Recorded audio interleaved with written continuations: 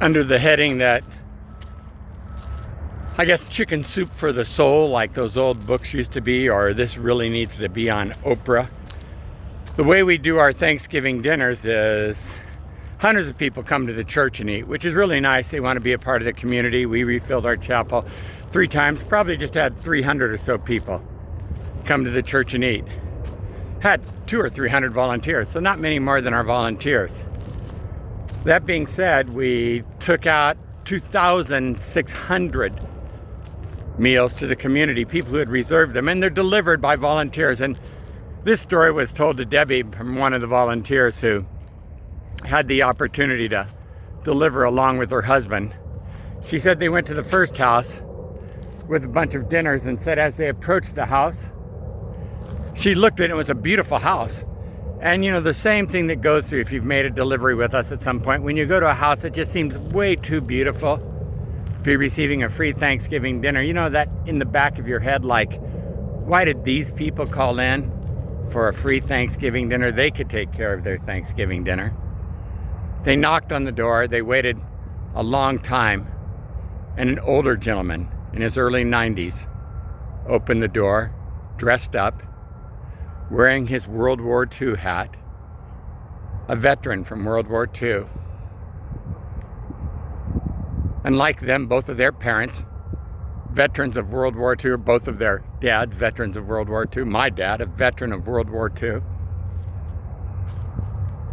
Both of their dads were lifers in the military. And this man, now in this beautiful house, all alone, in his 90s, served his nation in World War II, all alone at Thanksgiving, and they had the opportunity to share with him. They said it was so moving, they told Debbie. Said she left there crying, had a hard time stopping crying, thinking about her own father, thinking about so many out there like that, not knowing how she was going to bring her Thanksgiving around. Went to the next house, knocked on the door, and 2 special needs adults answered. And when they saw the food, they started jumping up and down and clapping and yelling to the whole house. And the house was filled with special needs adults who, as they walked in, everyone was yelling and cheering and clapping for them. Unrestrained joy at Thanksgiving dinner, as if God knew exactly what they needed in that moment to turn their hearts around. These folks have been working with our Thanksgiving dinner for decades.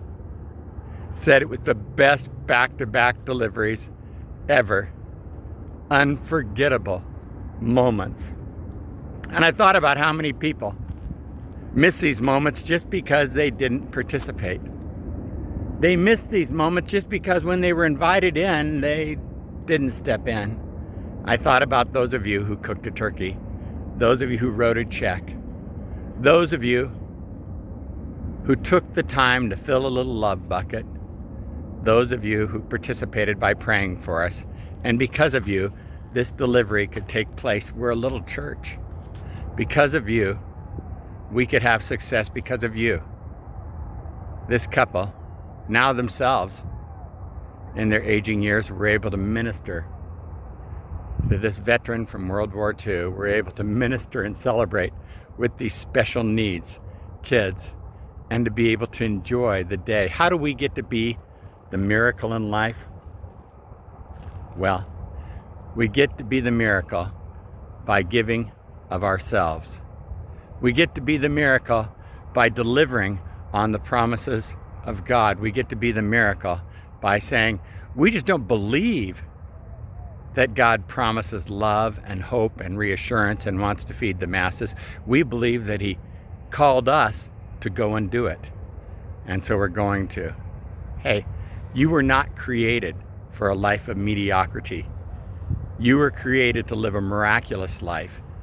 And this is a season of miracles, and I want to go there with you. Will you be the miracle in the days to come?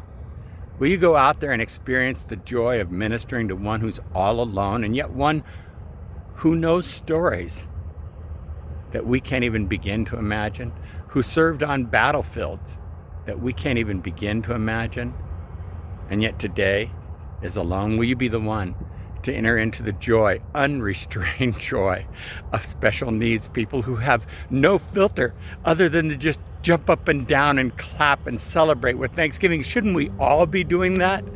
Shouldn't we all be jumping up and down, clapping and celebrating and saying, yay, yay, we are invited to this miracle season? Hey, you are invited, and I want to go there with you. I want to give 100% to it. I want you to give 100% with me. Let's go there together and celebrate the season that's out ahead. God bless you. Have a great day. Be the miracle. Let's be the miracle together.